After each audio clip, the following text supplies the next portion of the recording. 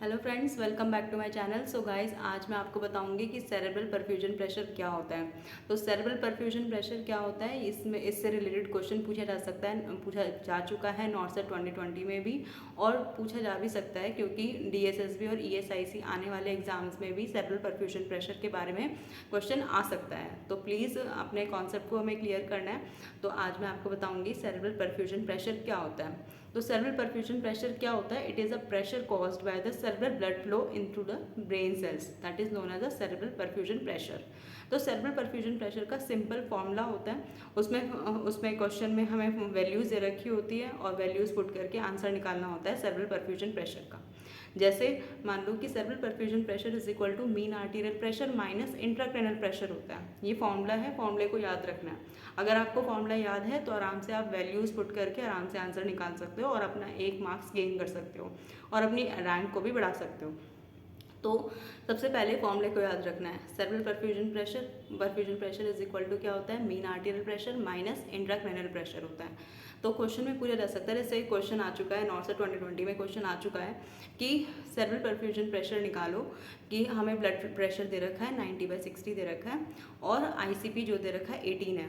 तो हमें cerebral perfusion pressure निकालना है।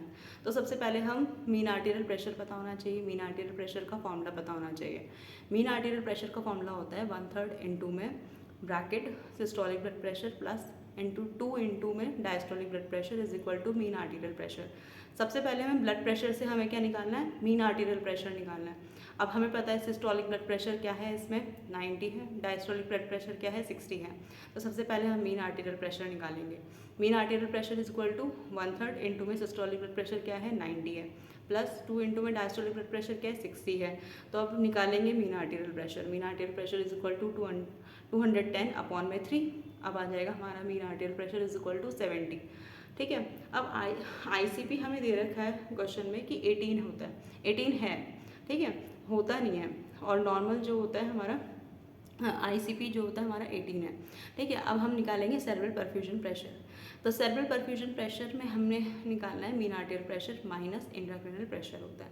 अब मीन आर्टीरियल प्रेशर हम निकाल चुके हैं, कितना है, 70 है। 70 minus 18 is equal to 52 mmHg है, ठीक है।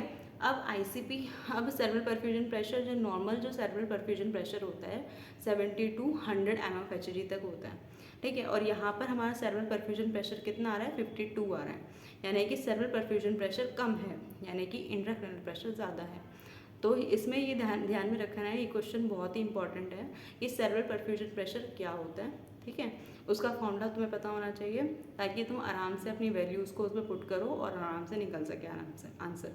अपनी रैंक को बढ़ाने के लिए अपने कॉन्सेप्ट को क्लियर करना है, फॉर्मूला को याद रखना है।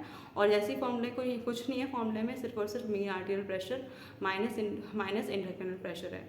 इससे दो चीज़ें का फ़ायदा है, क्योंकि तुम्हें मीन आर्टीरियल प्रेशर भी याद रहेगा। डायरेक्ट क्वेश्चन में ये भी पूछा जा सकता है कि मीन आर्टीरियल प्रेशर कितना होता है, तो मीन आर्टीरियल प्रेशर का फॉर्मूला भी याद होना चाहिए तुम्हें। और इसके साथ साथ हमें सेरेब्रल परफ्यूजन प्रेशर क्या होता है, mean arterial pressure minus intracranial pressure होता है, ठीक है। I hope you understood. And ये फॉर्मूले को हमेशा ध्यान में रखना, क्योंकि ये क्वेश्चन अभी ईएसआईसी आने वाले जो ईएसआईसी और डीएसएसबी एग्जाम्स में भी पूछा जा सकता है। I hope you understood. Thank you for listening me.